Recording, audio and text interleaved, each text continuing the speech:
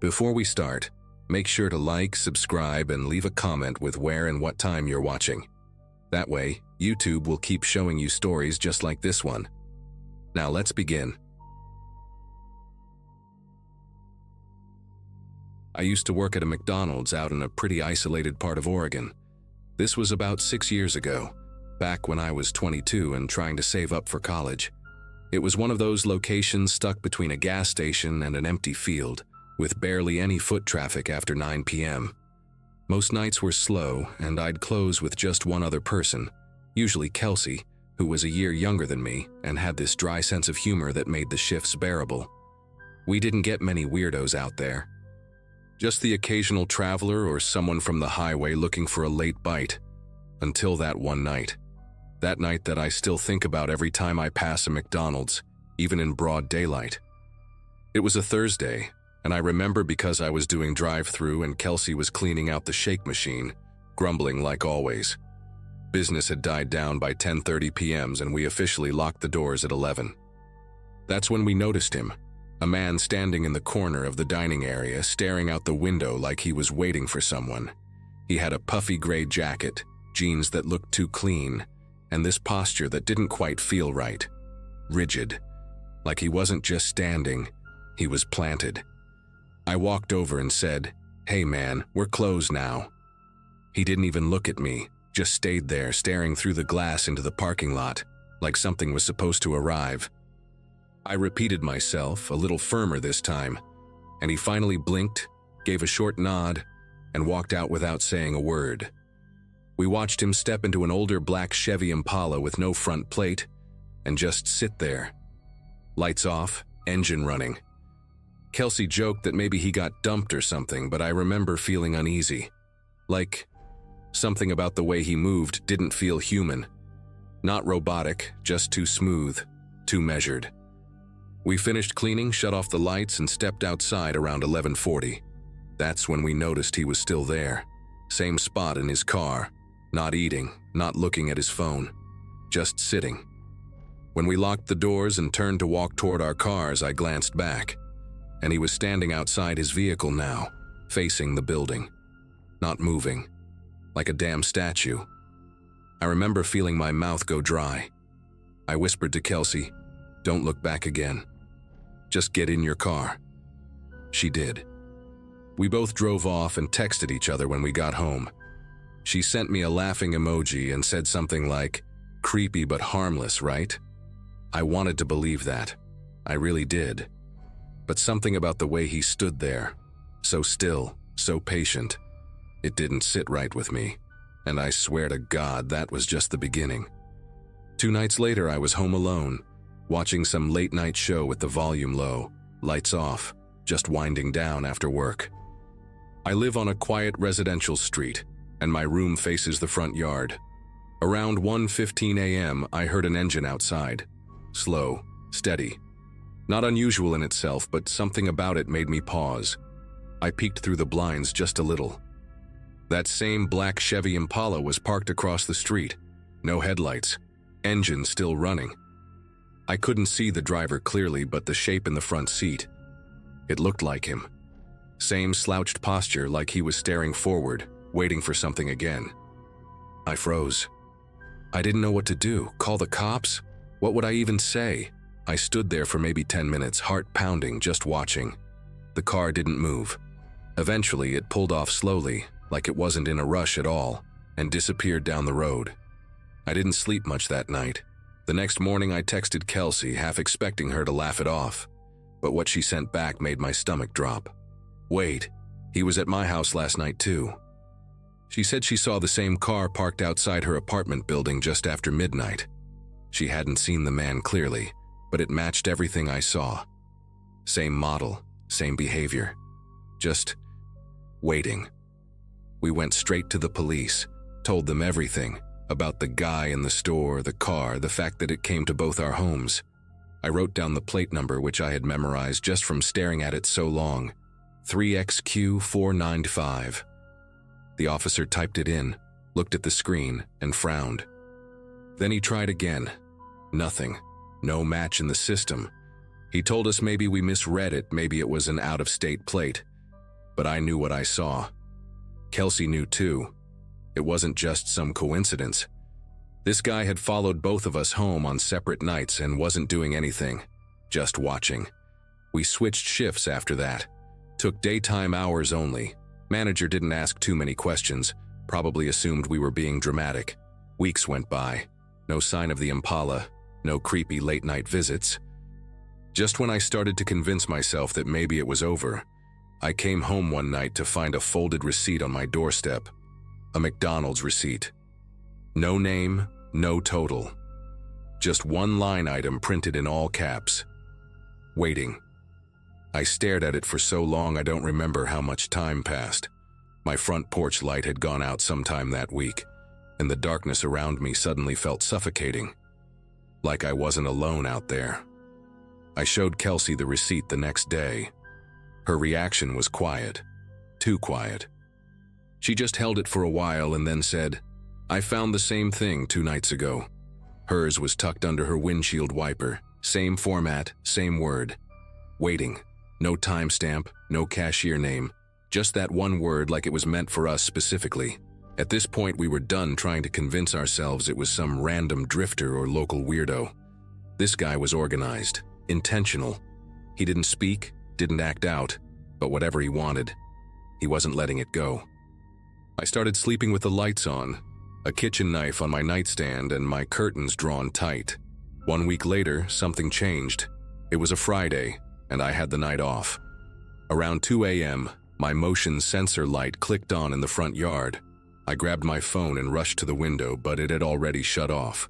I sat in silence for what felt like forever. Then I heard the softest tap on the glass. Not like a knock, just a slow, dragging tap, like someone running their fingers across the window pane. I jumped back and froze. After maybe a minute, I crept forward again and pulled the curtain back just a little. No one was there. But on the window, in the condensation, a single word was traced. Waiting. I didn't breathe for a full minute. I was sure I was going to pass out. I called the police again. This time they came out with a flashlight and checked the perimeter, even went around to the backyard. Nothing. No footprints, no tire marks, just the word fading on the glass. They didn't take it seriously, told me to install a camera, said it was probably kids messing around. Kelsey and I considered moving, even quitting, but we both needed the job. We just tried to keep our heads down, hoping it would stop if we didn't engage.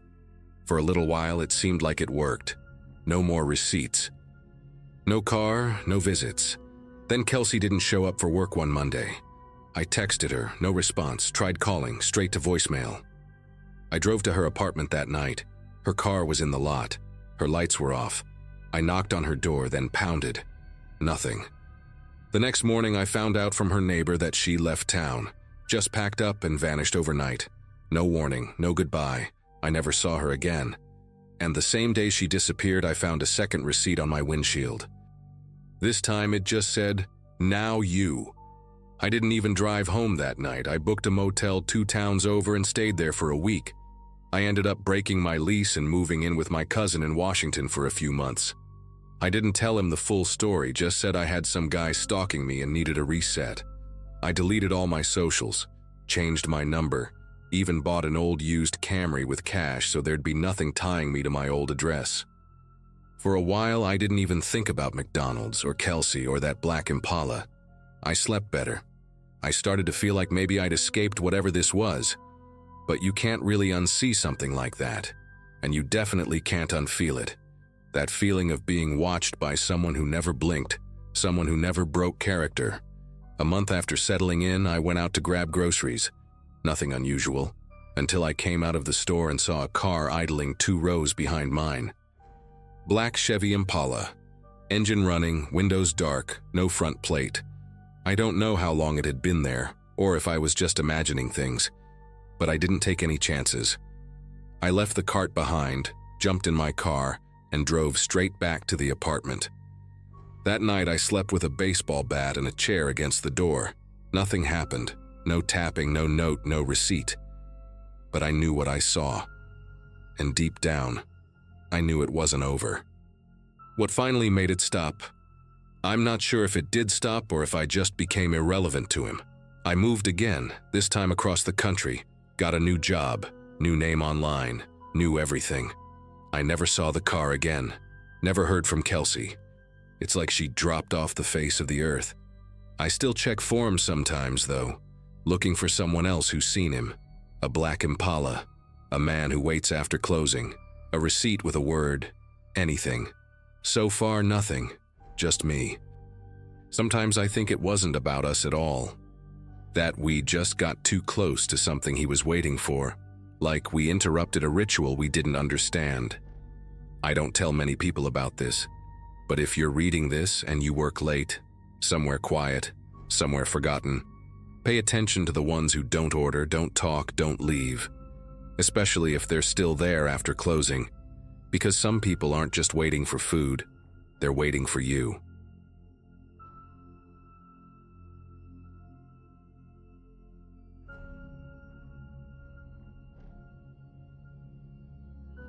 I used to work part-time at a small coffee shop just outside of Fort Collins, Colorado. It wasn't anything special, just your typical corner cafe with warm lighting, mismatched chairs, and the constant smell of burnt espresso. I was 17 back then, juggling school, early shifts, and community college prep. My manager, Lauren, was strict but fair, and most of the regulars were older folks or quiet college students. It was a slow Tuesday afternoon when everything happened. I still remember the exact time, 3:17 p.m., because I had just checked the clock, hoping for the end of my shift. That day, there were only 3 of us working. Me, Lauren, and this quiet new guy named Eli who had just started the week before. The place was nearly empty, just one guy in a booth with headphones and a laptop, sipping something iced. I was restocking cups behind the counter when the front door opened, and this man walked in. He was maybe late 30s, clean-shaven, dressed like he was going to a casual job interview.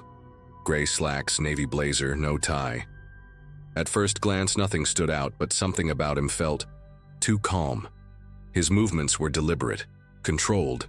He didn't look around. He walked straight to the counter and said, "I'm here for the interview." I blinked.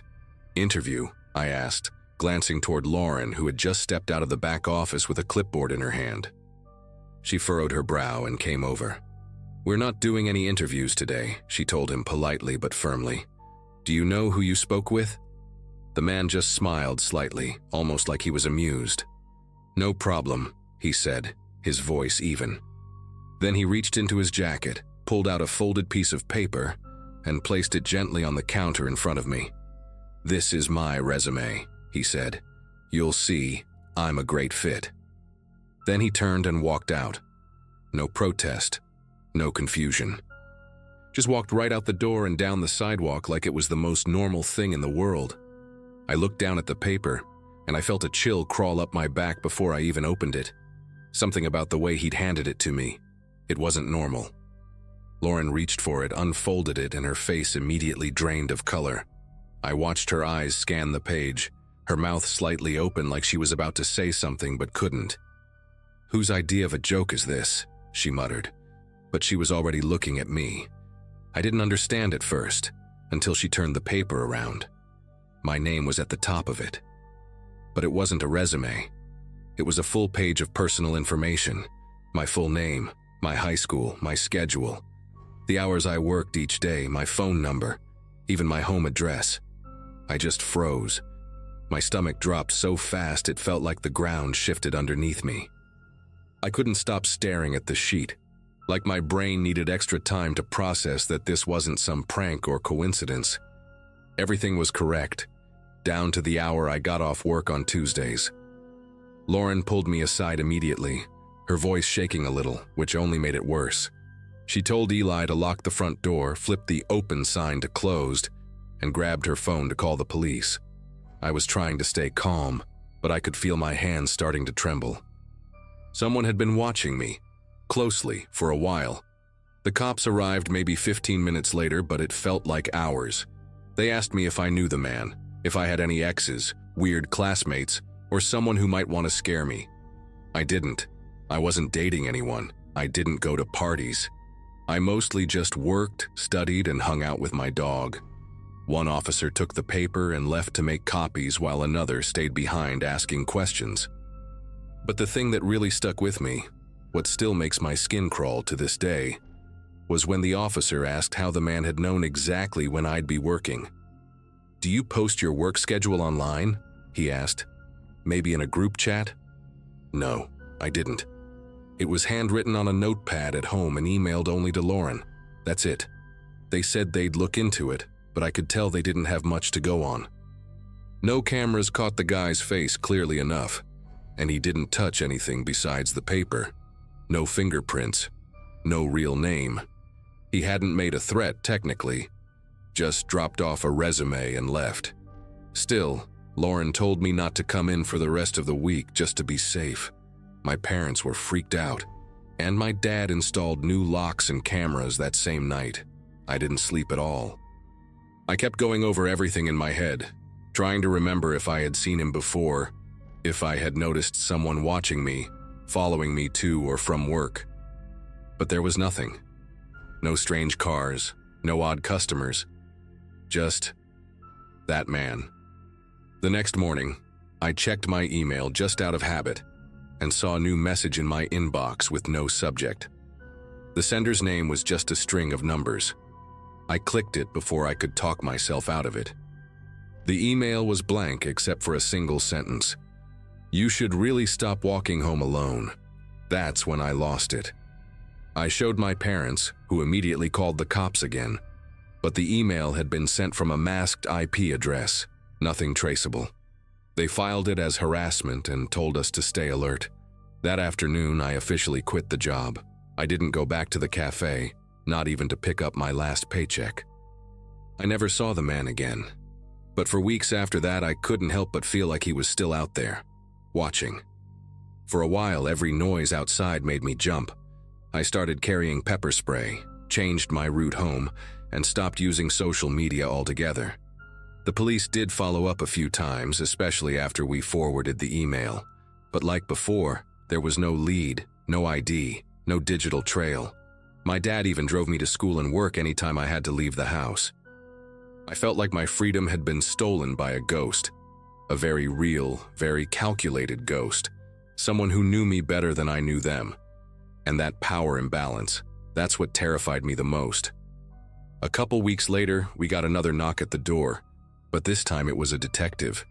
He said they'd found something. Not the guy, but a connection. The printer used to create the resume had been matched to a public library 3 towns over. It wasn't much, but it was something. They pulled security footage and saw the man, same clothes, same calm face, using a computer to print the sheet. He didn't use a library card, paid cash for printing, left right after. It felt like a dead end, until one of the officers made a quiet comment that stuck with me. This wasn't random.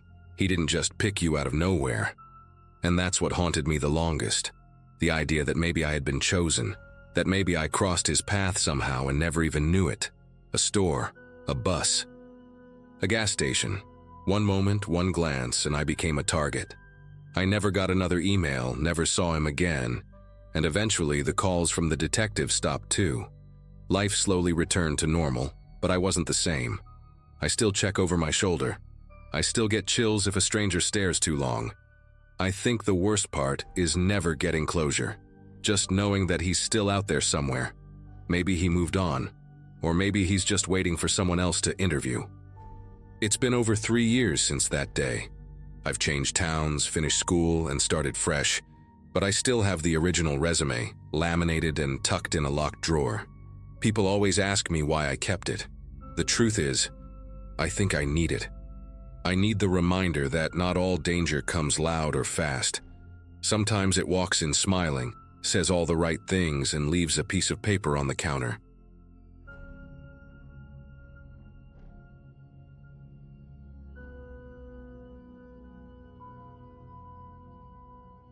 I used to work the late shift at a McDonald's just off Route 41 in Illinois. This was around late September of 2019, and I remember the exact timing because my college semester had just started, and I had picked up a few extra closing shifts to cover textbook costs. I was 21 back then, Burnt out, underpaid, but decent at keeping my head down and doing the job. That night, I was one of the last people left on the floor. My manager, Krista, had gone to count the drawers in the back office, and I was wiping down the lobby tables, getting ready to close. Now, this location wasn't exactly glamorous. The building was a bit older, and things had a habit of sticking or jamming randomly. Like the ice cream machine, obviously, but also doors, drawers, soap dispensers. So when I noticed the customer bathroom door was locked and wouldn't budge, I didn't panic. We always check it at the end of the night, make sure no one's passed out or hiding in there. I figured maybe someone went in and didn't realize we were closing. I knocked lightly and called out, "Hey, we're closing up." No response. I knocked again, louder this time. Nothing. After the third knock, I crouched down to peek under the door. I couldn't see any feet, no shadows moving, no sounds of flushing or anything at all. Just silence. That's when it started to feel weird. I went to get the key from Krista, told her the door was locked but no one was answering. She raised an eyebrow, because we both knew no one had gone in there for at least 30 minutes. The last customer had left a while ago, and we hadn't seen anyone go back toward the restrooms. The security camera in the lobby faced that hallway. Krista actually pulled it up on the office monitor just to double check. No one had gone in since 10:13 p.m. It was 10:51 when I knocked. We tried the key, but the handle still wouldn't turn. It was like something was blocking it from the inside. Krista knocked this time, harder than I had. Still nothing. She called out, "If someone's in there, we're calling the police." Again, nothing. At that point, she looked at me, and I remember she said something like, "I don't want to deal with some drunk passed out in there again." She went ahead and made the call, just to be safe. I stood near the hallway while we waited, and I swear to God, I didn't hear a single movement from that room. Not a shuffle, not a cough, not even a creak from the toilet seat. Just this heavy, dead silence. When the officers arrived, 2 local guys, Officer Reynolds and a younger one named Jalen, they didn't seem too concerned at first. Reynolds made some joke about us being jumpy fast food workers, but when Krista explained that the door was locked from the inside and we'd confirmed no one had entered, his face changed. They asked if we had a master key. Krista handed it over again, and Reynolds tried it himself. Same result. The handle turned slightly but wouldn't open, like something was physically holding it shut. Eventually, they used some tool from the squad car to pop the lock. The second that door swung open, I felt something shift in the air. I don't know how else to explain it.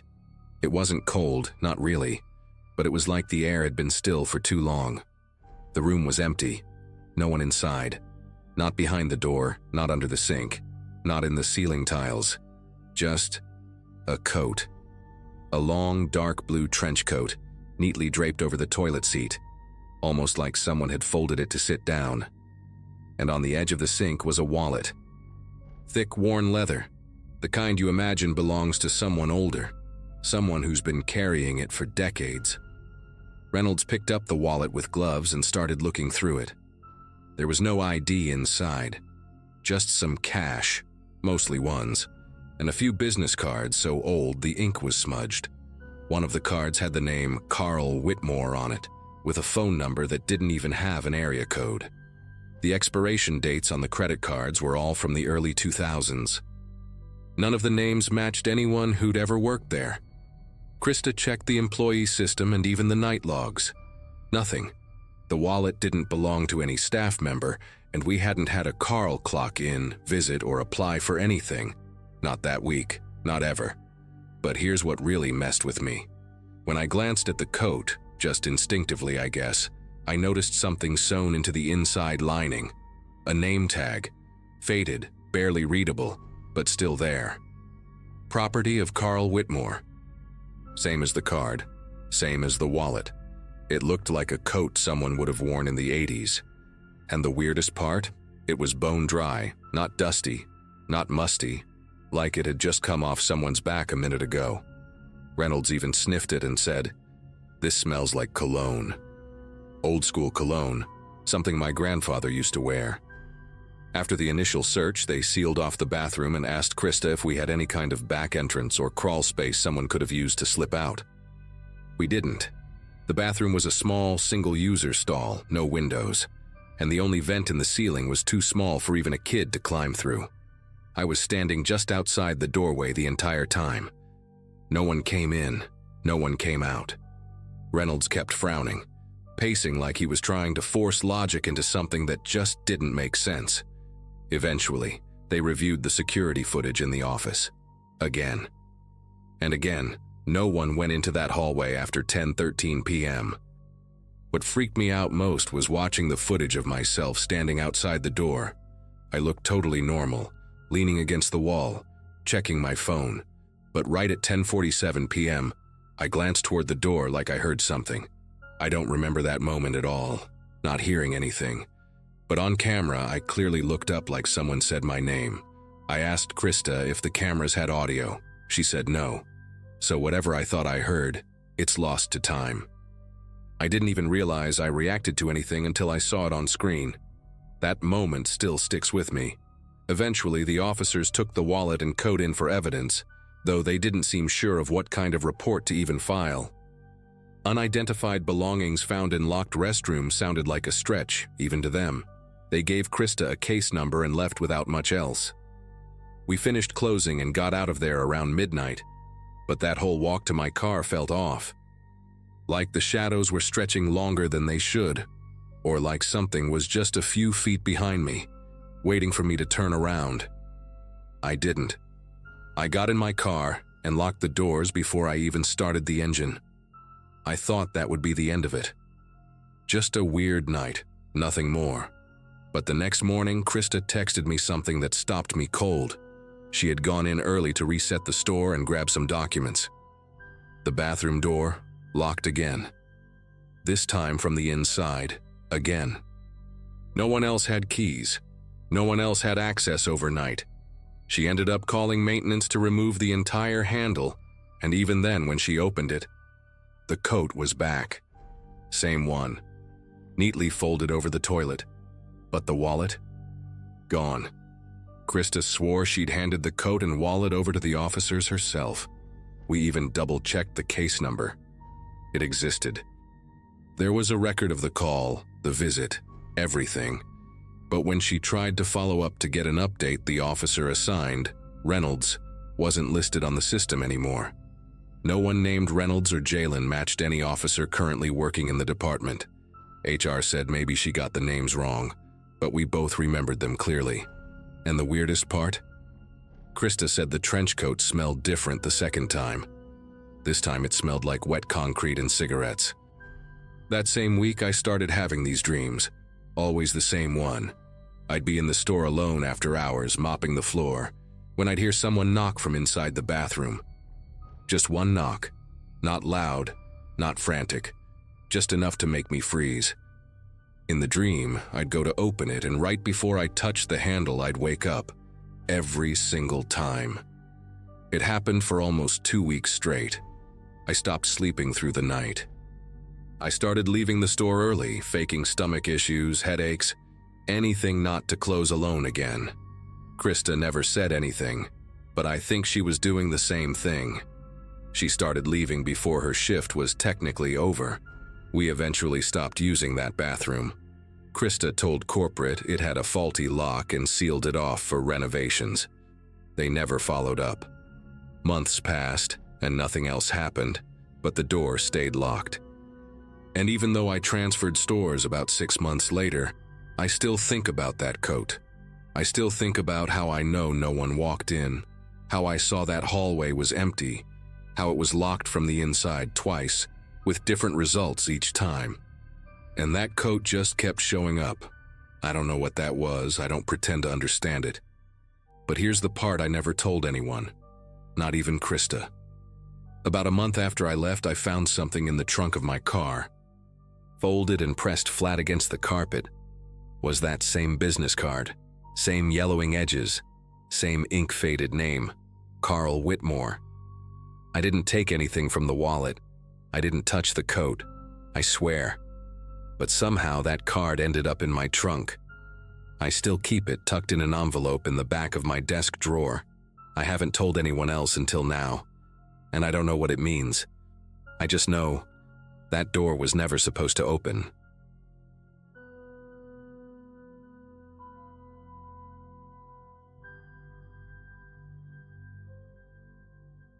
I was 19 when this happened.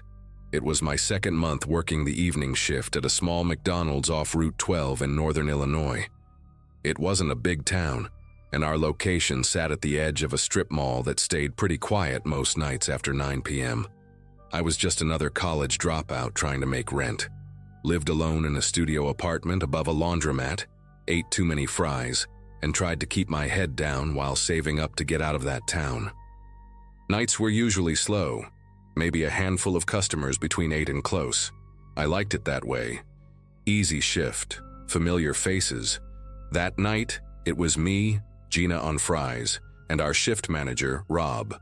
Rob was ex-military, super organized, always double-checking everything.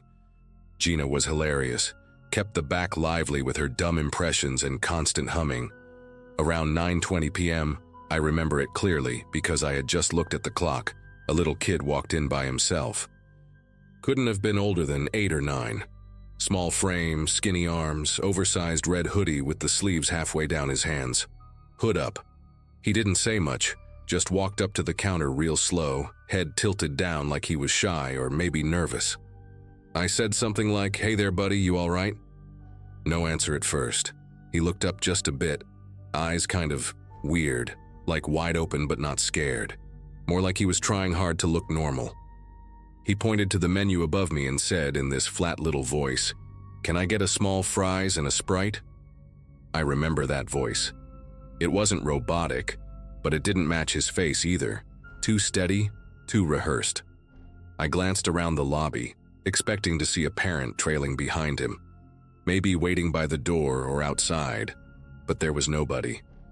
Just the hum of the ice cream machine and a half-dead fly buzzing near the soda machine. Rob came out from the back just then to restock cups and saw the kid too. "Where's your mom or dad, champ?" he asked with a laugh. The boy didn't answer. Just stood there, hands in the kangaroo pocket of that red hoodie, not fidgeting, not blinking. Rob looked at me, shrugged, and said, "If he's got cash, just ring him up." The kid pulled a crumpled $5 from his pocket and handed it to me. His fingers were cold when they touched mine. I remember that too. Like, really cold, like he'd just come in from a freezer. I handed him his receipt and watched as he walked over to the far corner of the dining area, near the windows. He sat at the table closest to the emergency exit, still with his hood on, and just stared out into the parking lot. Gina brought his tray over, fries and Sprite, and said he didn't look at her or say anything when she placed it down. Just nodded once, really slow. We thought it was a little odd, sure, but it's not unheard of for kids that age to be shy or on the spectrum, and we didn't want to make a big deal out of it. But still, him being completely alone at that time of night started to gnaw at the back of my mind. About 20 minutes passed. A few more customers came and went. I glanced over at the table where the kid had been sitting, and the tray was still there, completely untouched. Fries cold, cup full, but the kid was gone. Not in the bathroom, not outside, not behind the counter. Rob went out the back door to check the dumpsters in case he wandered there. Nothing. It was like he vanished. No one had seen him leave.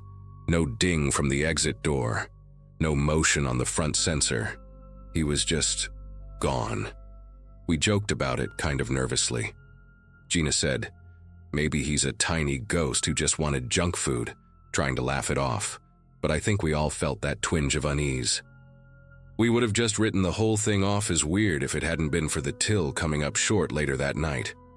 Rob ran the end-of-day report and realized the drawer was missing $5.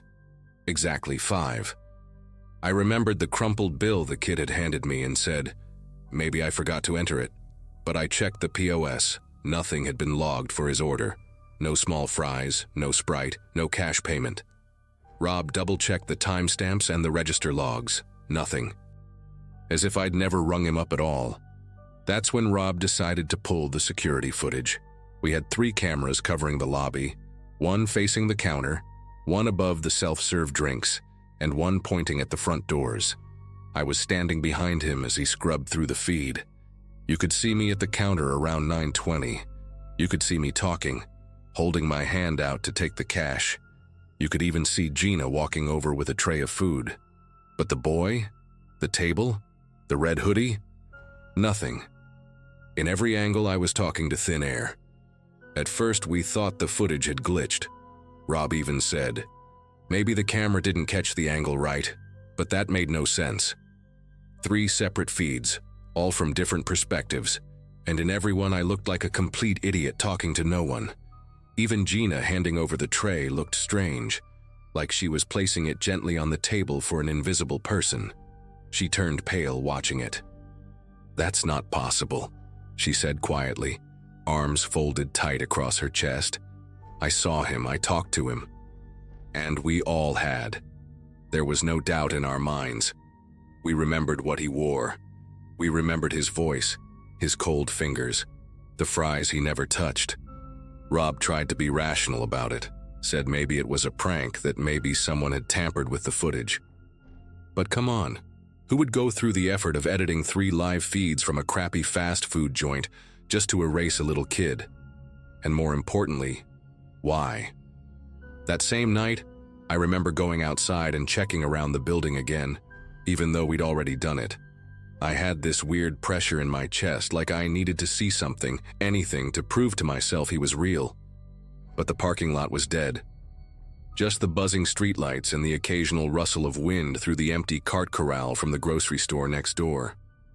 The next day, Rob called corporate just to report the till issue and mentioned the weird discrepancy on the footage. They chalked it up to a technical error and told him to reset the system. That was it. No follow-up, no questions. Like it wasn't even worth a second look. But I couldn't shake it. For weeks after that, I kept watching the door during every shift, half hoping and half dreading that the kid would walk in again. He never did. But I swear, a few nights later, right before closing, I saw a small smear on that same corner table, like someone had dragged cold, greasy fingers across the surface. There hadn't been any dine-ins all night. I wiped it clean without saying anything. But here's the thing that still messes with my head. A couple months later, I was chatting with a new hire named Julia. Totally random conversation. I said something like, "Weirdest thing you've seen here yet?" And without missing a beat, she said, "Last week, this little boy came in by himself, super quiet, and ordered fries and a Sprite. But when I checked the tape later, he wasn't on it. Thought I was losing it." My stomach dropped. I didn't say a word. Just nodded, slowly. 'Cause how do you even begin to explain something like that? I never told Julia what had happened to me. I think part of me didn't want to confirm it. Like if I said it out loud, it would make it more real, and I was still clinging to the idea that maybe I'd imagined it somehow. But I started paying attention after that. Quiet little kids, red hoodies, untouched trays, and every now and then, someone, usually a new hire, would mention a weird customer that didn't show up on the cameras. Always alone, always around the same time. Sometimes fries, sometimes just a drink, but always that same stillness, that same cold silence. A few months later, Rob transferred to a different location, and Gina quit. I hung around for another year, always feeling like the air in that place got heavier after 9 p.m. I never saw the kid again, not really. But every time the door chimed late at night, I'd glance up just a little too fast. I'd listen for that steady, flat voice. I'd feel for that cold air brushing against my fingers. Nothing ever came of it, and maybe nothing ever will. But to this day, whenever I count my drawer and come up $5 short, I don't panic. I just wipe the counter, glance at the corner table, and say under my breath, "Hope you got what you came for, kid."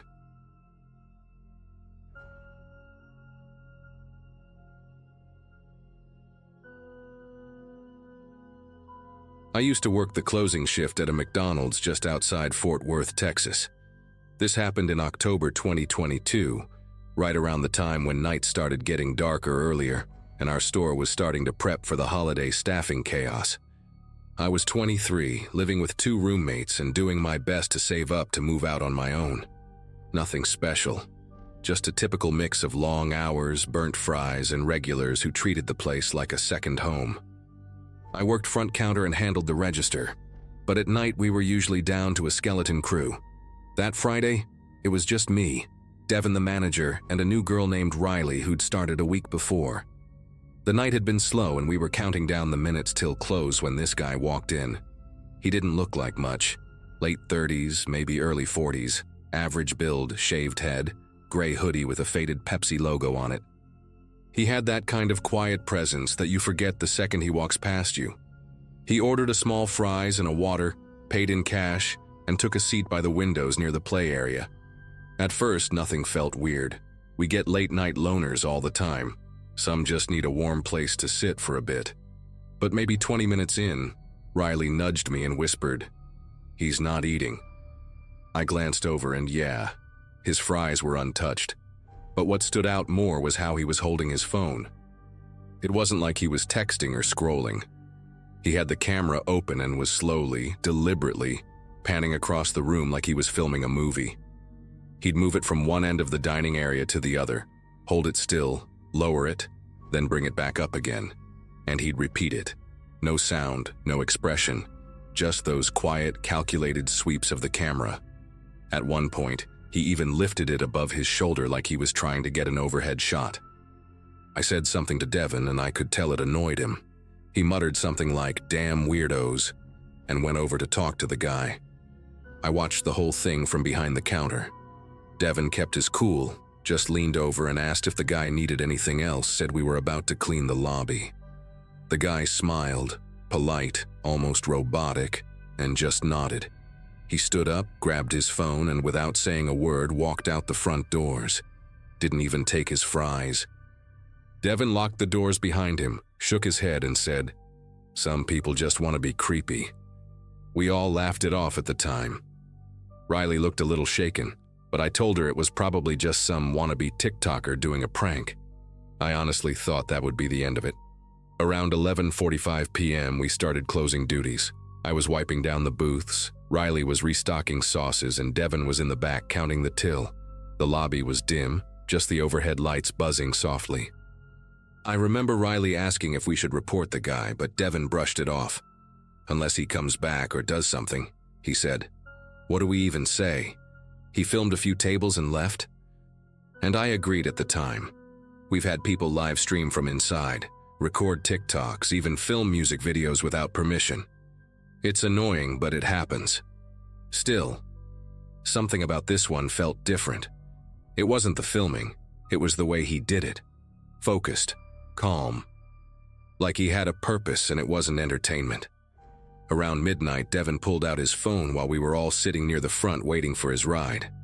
He was scrolling Reddit. He's always on those local threads where people post weird stuff from around town. Suddenly he froze. I looked up and saw his expression shift. Not shocked, not scared, just blank. Like his brain didn't know how to process what he was seeing. He turned the phone toward me and said, "Dude, look at this." It was a thread on our Fort Worth Nocturnal, some niche local subreddit I'd never heard of. The title was, "McDonald's Night Staff, October 14th. That was tonight. The thread had only been up for about an hour. And the post, it was filled with photos. Not just blurry random pics, these were clear focused shots from inside our restaurant. One was of Riley bent over the sauce drawer. Another was Devin at the back office door. And one of me, behind the counter, mid-yawn. But what made it truly sickening was the captions. Each photo had our names under them. Riley, new, looks nervous. Devin, manager, keeps watch near the office. Kyle, works register, blinks slowly. That last one was me. That phrase hit me like a punch to the gut. Blinks slowly? Who the hell notices something like that? We scrolled in silence.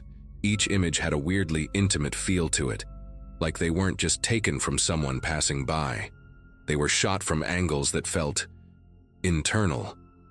One even looked like it was from the corner of the ceiling, like a security cam view. But we hadn't given out any footage. And besides, Our cameras don't even point that way. That's when Riley whispered, "How does he know our names?" Her voice was so quiet I barely caught it. Devin didn't respond. He was already dialing someone. I just stood there, phone in my hand, heart racing, staring at a picture of myself that I never knew was taken. Devin called our store's franchise supervisor, Alan, and left a voicemail explaining what we'd found. Then he pulled up the internal security feed on his phone, since the camera's back up to the cloud. We scrubbed through the last few hours, trying to match the angles in the Reddit post. That's when things got even stranger. The angles in the post didn't exist on our system. Not one. Our ceiling cams are fisheye, low-res, and time-stamped.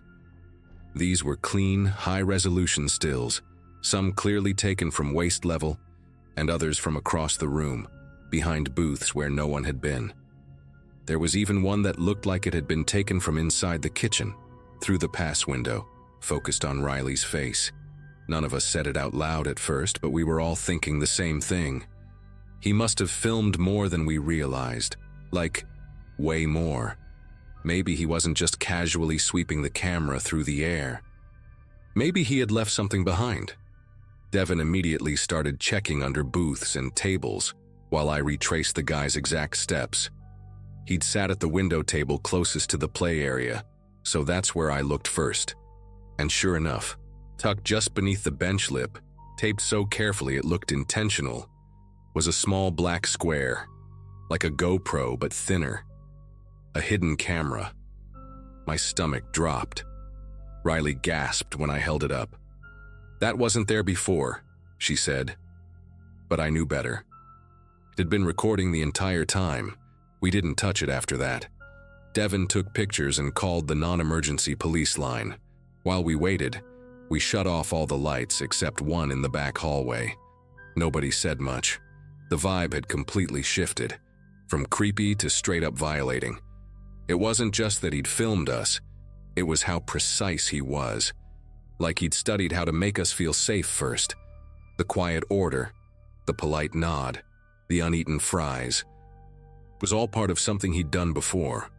And if he'd uploaded those images so quickly, with our names attached, then he probably had done his homework long before ever walking through our doors. When the officer arrived, we showed him the camera and the Reddit post. He took our statements and said cybercrimes would likely get involved. The camera was bagged up for evidence, and he told us not to talk about the thread online just yet. Before he left, I asked something I wasn't sure I even wanted the answer to. How could he have known our names? The officer paused, then said, "You wear name tags, right?" And yeah, we do, but not last names. The post used our full names. Devin's legal first and last. Riley's full name spelled correctly, even though her name tag just said Rye. And mine, including the middle initial that isn't even on my work documents. That's when I knew this wasn't random. He had picked us. I didn't sleep that night. None of us did. Riley texted me around 3 a.m. saying the post had been taken down, completely wiped. No account name, no cached link, nothing. Like it never existed. Devin said he reported it earlier, but it was the speed that freaked us out. Reddit mods don't usually move that fast unless something serious is flagged. And even then, the account should have still shown up. But this one, gone. Vanished without a trace. And not just the post, all of the guy's activity. There was no user history, no comments, no trail. Just that thread we had seen together, and now couldn't prove. The following week, corporate sent out a memo telling all stores to do nightly sweeps for unauthorized equipment. Apparently, something similar had happened at a location in Oklahoma. Same method. Quiet man, camera left behind, footage uploaded under a local subreddit. But in that case, the images weren't just of employees. They included kids in the play area. That's when it really hit me that this wasn't about us specifically. It was a pattern. Someone, or a group, was collecting images from inside fast food restaurants like they were building a database, and we'd stumbled right into it. I ended up quitting McDonald's a month later. I told myself it was because I found a better paying job at a tire shop, which was true, but it wasn't the full reason. Ever since that night, I started noticing people differently. Anyone alone with a phone. Anyone who sat too long without eating. Anyone who stared a little too hard at the counter. I became hyper-aware of how exposed we are in places we think are routine. Places where we feel safe just because they're bright, public, and full of cameras. But what good are cameras if the ones watching aren't the ones protecting you? Sometimes I still check that subreddit out of habit, just in case something new pops up. I haven't seen anything since, but I also haven't gone back to that McDonald's. I'm not scared exactly, just unsettled. Like I'm waiting for the other shoe to drop, for another photo to surface years later with me in the background. Or worse, someone I know. If there's one thing I've learned, it's that people like him don't stop. They just get better at hiding, and I don't think he ever cared if we saw him that night. I think he wanted us to. Because maybe the filming wasn't the scariest part. Maybe it was the fact that, even now, I still don't know what he was really doing with our faces.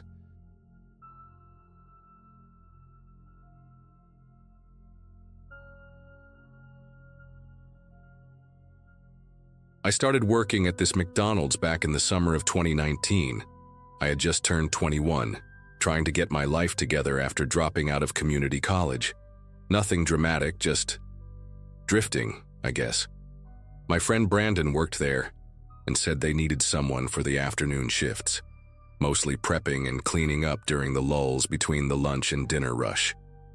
I wasn't thrilled, but I needed money and a reason to get out of bed. The place was just off the highway, kind of isolated. The kind of McDonald's where truckers came through and the drive-thru never stopped talking. The crew was small, mostly regulars who'd worked there forever. I was the new guy, trying not to get in the way. It was my third day. I remember that specifically because I had just gotten my own locker code and finally didn't have to ask the shift lead every time I needed to drop off my phone. That afternoon was weirdly slow. No buses, no kids from the school down the street. Just this quiet, almost unnatural calm. Around 3:20, right after I finished wiping down the drink station, I went back to the break room to grab a quick snack before restocking sauces.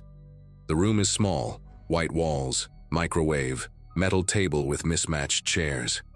One corner has lockers, the other a grimy bulletin board with faded coupons and employee of the month photos no one looks at. When I opened the door, there was this man already sitting at the table. Just sitting there, totally relaxed, eating fries from one of our red containers. He wasn't in uniform. No name tag, no hat. He had on this worn-out black hoodie, sleeves pushed up, jeans with a rip at the knee. His boots looked like something you'd wear on a construction site. What got me was how calm he looked, like he belonged there, like it was his break, not mine. He didn't look up, didn't say a word, just dipped a fry in ketchup, slowly, methodically. His fingers were long and kind of pale, and I remember thinking his nails were weirdly clean for someone who looked so rough. I stood there for maybe 2 seconds, kind of confused. I figured maybe he was a new hire I hadn't met yet. That happens sometimes, shifts not overlapping, so I nodded awkwardly and went to grab my chips from the locker. But as I turned the dial, something felt off. Like a tiny thread in my brain started tugging. I looked at him again, and I realized I'd seen the full schedule during orientation. There were no new hires besides me that week, and no guy like this on the board. Still, I didn't say anything. I just sat down across from him, trying not to stare, trying to act normal. We sat there in silence for maybe a minute. I kept glancing at him, trying to catch any kind of vibe. Was he stoned? Homeless? Just a friend of an employee waiting around? But none of it really fit.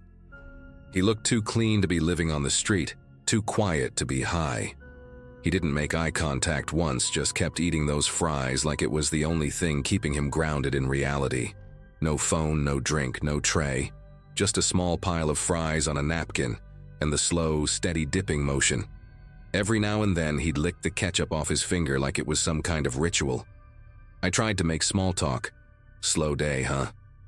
But he didn't even blink. That's when my shift lead, Ashley, opened the door behind me. She was carrying 2 boxes of sauce packets and stopped mid-step. "Who's that?" she asked, not even trying to lower her voice. I turned to answer her, but when I looked back at the table, he was gone. Just like that. No sound, no door creaking. The chair was still pulled out, but the guy was nowhere. I swear I didn't hear him get up. Ashley walked past me, annoyed now, checking the hallway and even opening the supply closet. Nothing. She asked if I was messing with her. I didn't even know how to respond. We pulled up the security cam from the break room about 15 minutes later, because I couldn't let it go.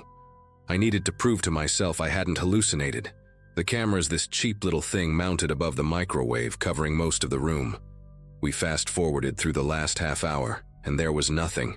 You can literally see me walk in, standing there looking confused. You can see me sit down, talking to myself, but there's no one at the table. No man, no fries. The chair across from me never moves. Ashley just stared at the screen, then at me, and said, "Okay." That's officially creepy. I started asking around after that. Quietly, just to the older employees. Ron, who worked mornings, said that once, back in 2015, a customer walked into the bathroom and came out 5 minutes later asking if we were filming a commercial. Said he saw some guy in the mirror behind him wearing different clothes, but no one was there when he turned around. Then there was Jamie, who's been doing closing shifts for years. She told me there used to be this rumor about a dude who lived behind the dumpster and would sneak in through the back when it rained, but she never actually saw him. Everyone kind of laughed it off, but the next few days, I noticed people weren't using the break room as much. Some even brought folding chairs out front during their breaks. I stopped going in there altogether. About a week later, I got scheduled for a double shift because 2 people called out. Around 2 p.m., I was on my feet for hours, exhausted, so I decided to risk it and go into the break room for just a 5-minute breather. I figured maybe I was just stressed last time, maybe I imagined it, maybe something glitched with the cameras. I opened the door slowly, half expecting something, but it was empty. Lights off, air a little too still. I sat at the table and pulled out my sandwich. As I unwrapped it, I noticed something sitting on the chair across from me. One of our red fry containers, empty, just the faint smudge of ketchup at the bottom. I froze. It hadn't been there when I came in, I know that. I would have seen it. I looked around the room, stood up, checked the hallway again. Nothing, not a sound. I touched the container, still warm. And that was it. That was all I needed. I threw my sandwich back in my bag, walked right out, and clocked out early for the first and only time I ever worked there. I didn't say anything to the manager. I didn't care. Something was wrong with that room. Not haunted, not cursed, just wrong. Like it operated on its own rules when no one was paying attention. A few months later, I quit for good. Got a delivery job, started night classes again, moved on. But I never forgot that day. I still think about the way that guy sat there like it was his space, like we were intruding. Sometimes I wonder if anyone else ever really saw him, or if maybe he only shows up when someone new walks in, like he's waiting for someone who doesn't know better. I've gone through every possibility, hallucination, sleep deprivation, prank, but none of them explain how that fry container showed up warm in an empty room. I don't have a big dramatic ending here. No exorcism, no confrontation, no answers. Just this quiet, heavy feeling that something was watching me back then. Something that didn't need to open doors, didn't need to speak, and maybe never left. If you're ever working at a McDonald's off the highway, and you walk into the break room and see a man sitting there eating fries with no uniform, don't sit down. Don't say anything. Just turn around and leave. Some seats aren't meant to be shared.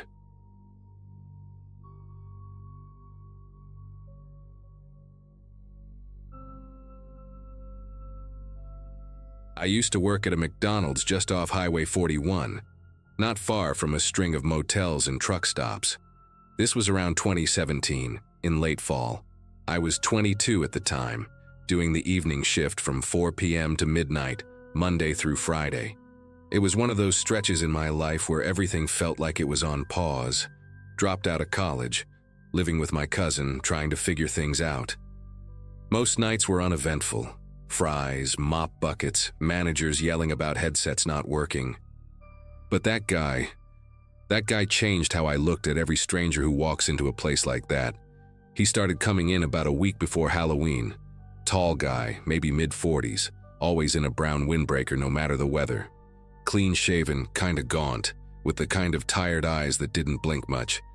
He never spoke more than he had to, just asked for a small coffee, no cream, no sugar, and paid with exact change. He always came in between 7:30 and 7:45. Every single night. He never used the drive-thru, always dined in, and always sat at the same table, booth near the back to the left of the soda machine, facing directly toward the front entrance and the hallway to the bathrooms and employee area. At first, no one thought anything of it. Regulars are just part of the routine in fast food. You get old-timers, bored dudes on break, even folks without a place to go who just want a warm seat and a refillable drink.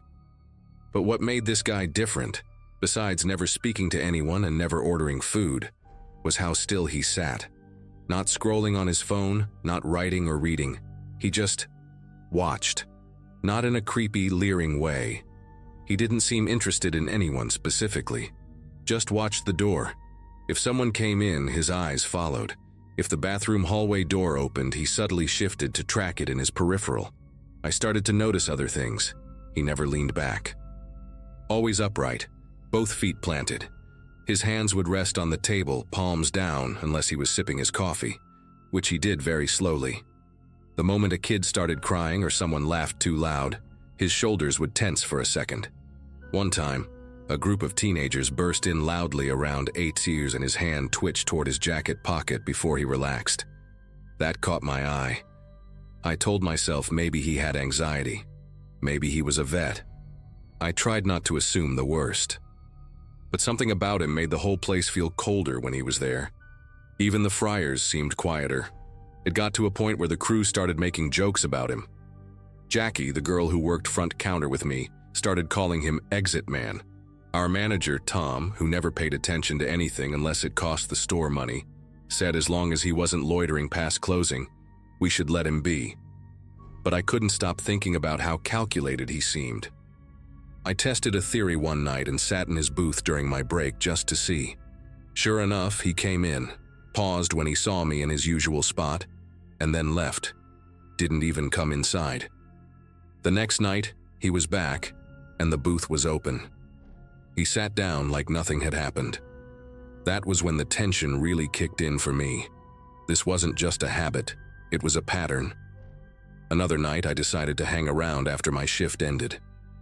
Jackie had already gone home and Tom was locked in the office pretending to do payroll. I grabbed a mop, just to look busy, and watched him from behind the counter. It was around 11:30. Most of the lights were already off in the dining area, just the overhead fluorescents buzzing near the register. He took longer to drink his coffee that night. And then he did something different. He got up, walked toward the hallway slowly, glanced at the bathrooms, and then peeked into the space where we stored the mop sink and dry storage. He didn't touch anything, just looked. Then he walked back to his table, grabbed his cup, and left without a word. That was the first time I felt something close to fear. Not unease, not curiosity, straight up fear, because that wasn't the behavior of someone killing time or nursing coffee. That was someone studying, scanning, looking for something or someone. I told Tom about it the next day, but he just shrugged and said, if he touches anything or bothers someone, we'll trespass him. Otherwise, not our problem. But it felt like our problem. I started noticing he would check the windows too, subtle glances toward the drive-through side, like he was mentally timing things. Jackie said I was overthinking it, but even she started walking to her car faster at night. And then came that one night, the one I'll never forget. It was a Thursday, rainy. Business was slow. By 10:45, the dining area was nearly empty, just me, Jackie, and our cleaner, Luis, who barely spoke English and kept to himself. Exit Man came in right on time, same as always. Ordered his coffee, sat down, didn't speak. But this time, about 15 minutes later, he suddenly got up and left without finishing it. No eye contact, no hesitation, just got up and walked out the front door. That alone wouldn't have been so weird, except about an hour later when we were wiping down tables and stacking chairs, I lifted the edge of his usual table, and something caught on the underside. A piece of paper. It was taped underneath, carefully and neatly, like it had been there a while without anyone noticing. I peeled it off and unfolded it on the counter. It was a floor plan, our restaurant's exact layout. Not a sketch, but an actual printed blueprint, like something out of a construction permit or fire inspection file. It had all the exits marked in red ink, and next to each one were handwritten notations. Main door, 6.8 sec. Rear hall to kitchen, 4.3 sec. Employee side exit, 7.1 sec. Every route had a number, every turn, every possible exit path. He had timed them. I swear my chest tightened like I couldn't breathe for a second.